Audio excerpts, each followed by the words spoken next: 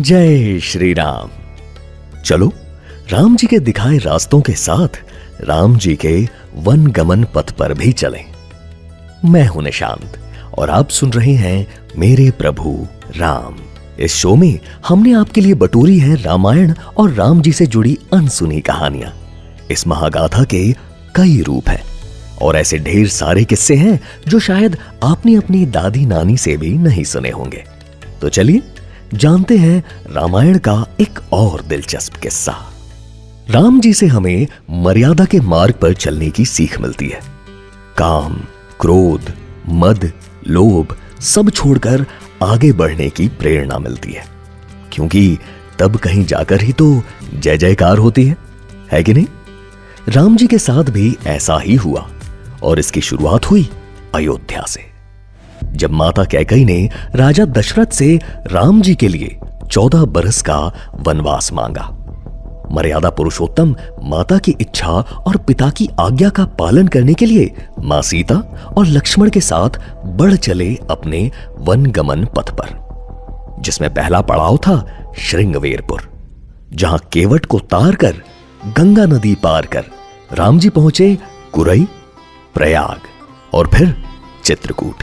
भरत राम जी को वापस अयोध्या लौट आने के लिए चित्रकूट पर ही मनाने गए थे और चित्रकूट ही वो पवित्र जगह है जहां तुलसीदास जी चंदन घिसे और तिलक किया था रघुवीर जी को, यानी श्री राम जी को।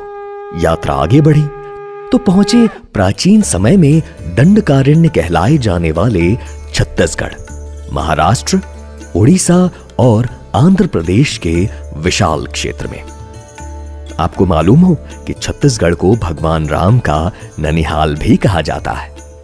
दंडकारण्य के बाद राम जी की वनवास यात्रा पहुंची पंचवटी, जिसे आज नासिक के नाम से जाना जाता है। यह वही स्थान था जहां लक्ष्मण जी ने शूर्पणखा की नाक काटी और रावण द्वारा माता सीता का हरण किया गया था। और फिर आंध्र प्रदेश होते हुए वन गमन पथ बढ़ा केरला की ओर, जहां पंपा नदी के किनारे भगवान राम ने शबरी के जूठे बेर खाकर उनका उद्धार किया और बढ़ चले कर्नाटक, जिसके हम्पी में स्थित किष्किंधा पर्वत पर प्रभु राम अपने अनन्य भक्त हनुमान जी से मिले। उनके आग्रह पर बाली का वध करके सुग्रीव को बनाया वहां का राजा, अपना मित्र, और तैयार की रावण से युद्ध के लिए सेना।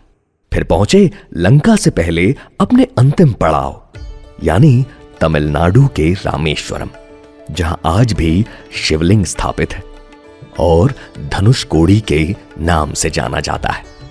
मान्यता है कि रामेश्वरम ही वो जगह है जहां रावण द्वारा राम जी के लंका विजय की पूजा की गई थी।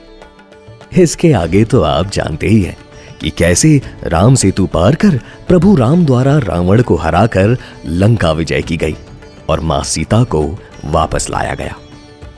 पर क्या आप ये जानते हैं कि युद्ध में वानर सेना के 18 पदम तो सिर्फ सेनापति ही थे, यानी 100 ट्रिलियन के करीब, और असंख्य थी इन सेनापतियों की सेना, जिन्हें गिना भी नहीं जा सकता।